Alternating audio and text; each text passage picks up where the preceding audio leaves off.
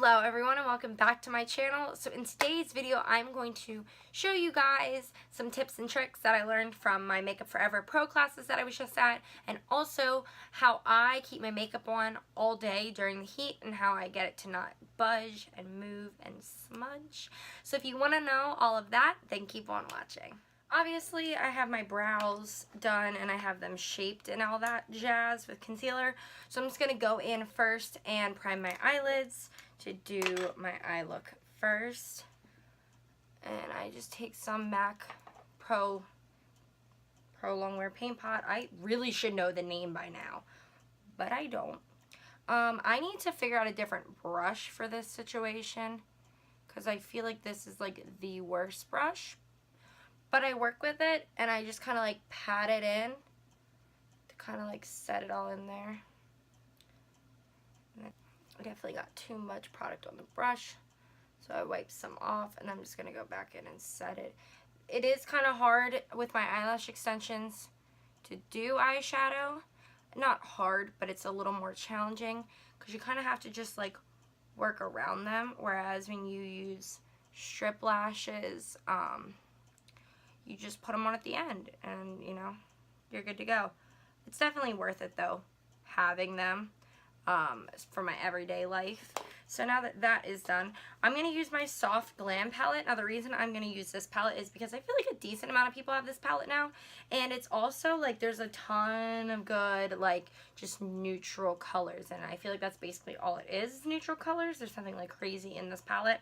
But the reason I'm going to use this is so that most of you guys can, you know, do the makeup look along with me. And there are a lot of repeat colors in this palette from Modern Renaissance and what they already were selling in like singles. So you might probably have some of these shadows. I'm first going to go in with Orange Soda. I'm going to use a big blending brush for this. And I'm going to place that a little bit above where my crease is.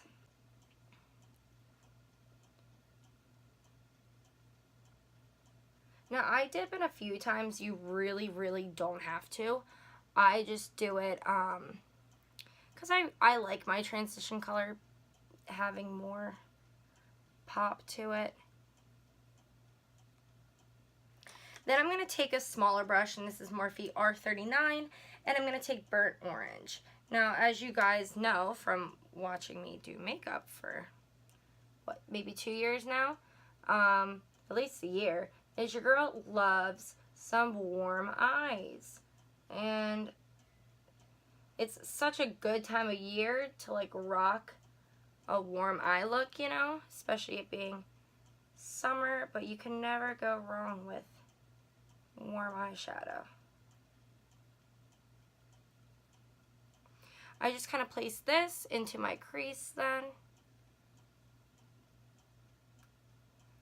and just kind of like windshield wiper and blend at the same time.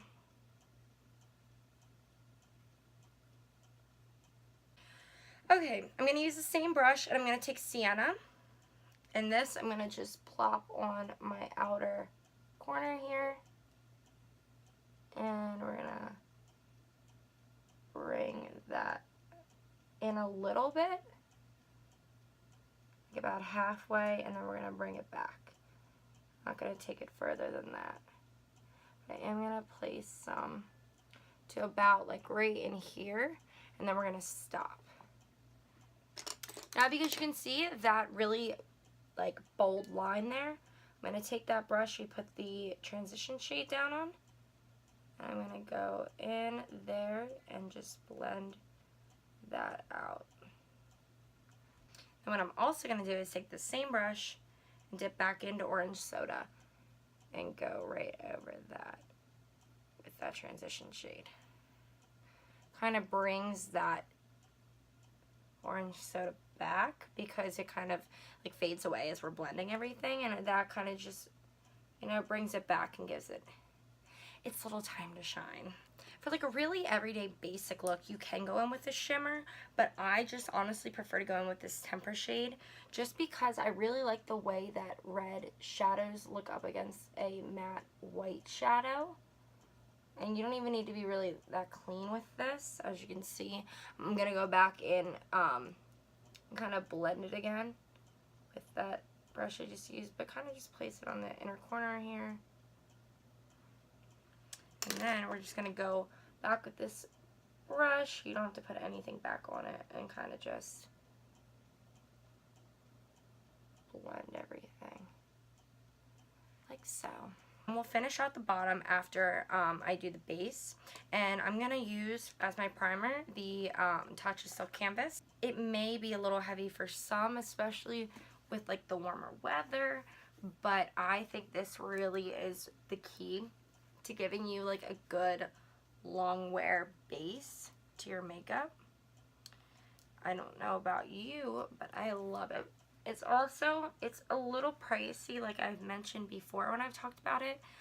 That's kind of what everyone's like, the reason they don't want to get it is because it's a little pricey. But I honestly think it's worth it in the end, you know? I use this primer almost every single time I do my makeup, and I still have that much left. So a little bit goes a long way. Then the next product I'm going to use is the Makeup Forever Ultra HD Stick in shade 117. Now, like I mentioned in my last video, the haul video, they taught a lot of things about how to like not make your makeup crease and last like really long and all that jazz, like skin makeup and stuff. And they said everything has to do with placement. So I notice I wrinkle a lot right here in my forehead. I just have, you know, when I make expressions, my makeup just sits in there. I get smile lines, all that jazz, which is very common for a lot of people. And I noticed with this, because it's such a full coverage foundation, that I really get it when I wear this. But it's like one of my favorite foundations, so I don't want to give it up. They say you have to do less is more. So I used to put like 3 lines. 1, try and do it around the wrinkles. 1 right here. 1 on my nose, and 1 right there. You can always build this. It's a very buildable foundation. But wherever you place a product is where you're going to get the most coverage from it. Which totally makes sense, right? So, place that product where you're not going to crease and where you really need the most coverage. So, I work that up to my cheeks, and I'm not going to go under my eye. The reason I'm not going to go under my eye is because I will crease there if I use a full coverage foundation than a full coverage concealer. So this, I place it around my wrinkles. They're not even wrinkles, they're expression lines. And then this right up here, but when you blend it, everything gets evenly covered. So now, as you can see, I have a very solid foundation coverage except for right in here, which is perfect because I'm going to go in with the next product, which is Makeup Forever Ultra HD Concealer in shade Y23. I'm going to place some of this on the back of my hand. And I do want to show you, that is probably honestly too much because, like I had mentioned in the previous video, their brushes are so awesome and the product doesn't stick in them. Like, that's a lot. So I'm probably going to not need that much. Now, you notice I start out here. The reason I start out here and not right under my eye, and I work my way up into that, is because wherever you place your product first is where there's the most coverage. And I don't necessarily need the most coverage right under my eye. I need some, but I don't need the most coverage. I had a little bit of pink in my cheeks, so that covered it up. And then this brush kind of blends everything together. I'm gonna put a little more right in here because I'm still noticing on camera a little bit of pink there, and that's definitely because it's like 100 degrees outside right now and I'm sweating as I'm doing this. So you can see the difference in coverage. There's this eye that looks very awake and concealed, and then there's this where you can still see the red in some of my cheeks and some of the darkness under my eye. And as you can see now, everything looks really good. I'm going to take the remaining of this and kind of put it in my nose crease here, because that part gets a little red, and we are concealed. Now, as you can see, the brush, I have not wiped this off, but there's literally like no product left. Now you can wipe it off on a tissue, and you can see that basically there's only a little bit of color that was trapped in this. These brushes are so awesome. They literally place all the product and don't suck anything up. Now, another awesome tip that I learned is when you're setting makeup, you don't want to just push it in because you can get really cakey. And you also don't want to go in with a brush like this white because you're going to see it all over yourself or all over your client. So kind of just press the powder into the brush and then press and roll. Press and roll. So I'm taking it off my arm and rolling it into the face. Now, I use this trick at the wedding I just did. Look at all that product. Look at all that product that would have gone all over me, or all, if I was doing someone else's makeup, all over them.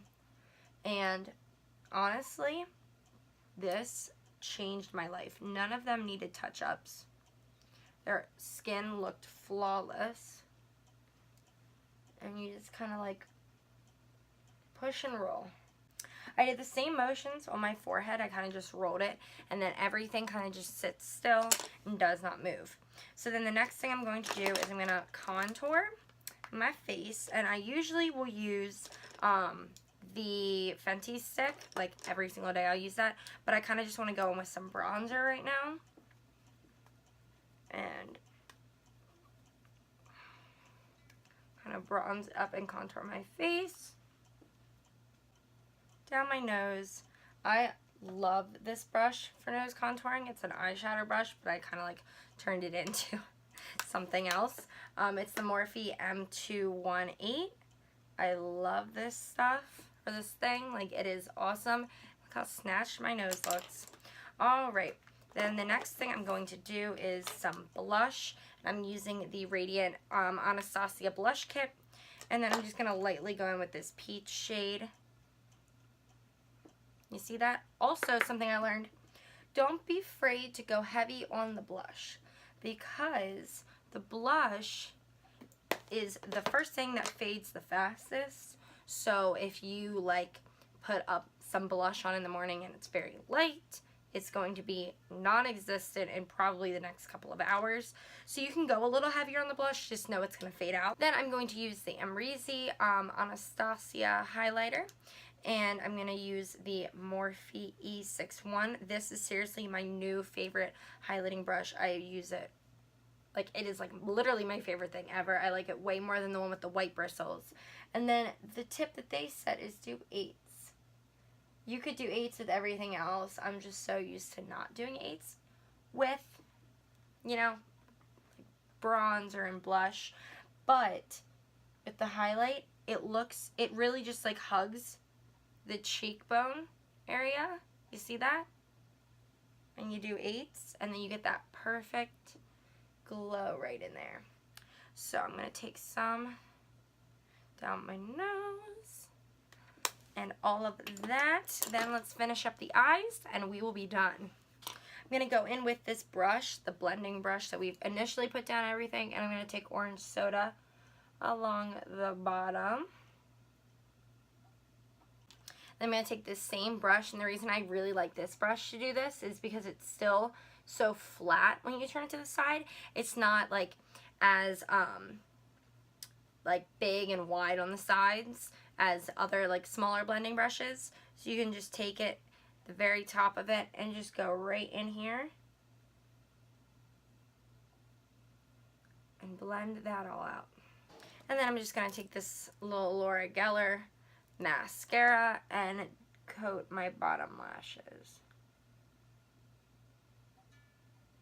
Last but not least, we need some lip colors, so I'm using Naked Anastasia. I think this is just such a good nude.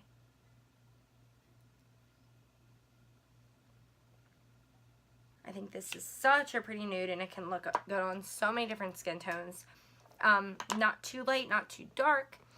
And then, last but not least, we're going to set with the Morphe setting spray. This stuff, guys, is the bomb for how much you pay for it. Oh my god.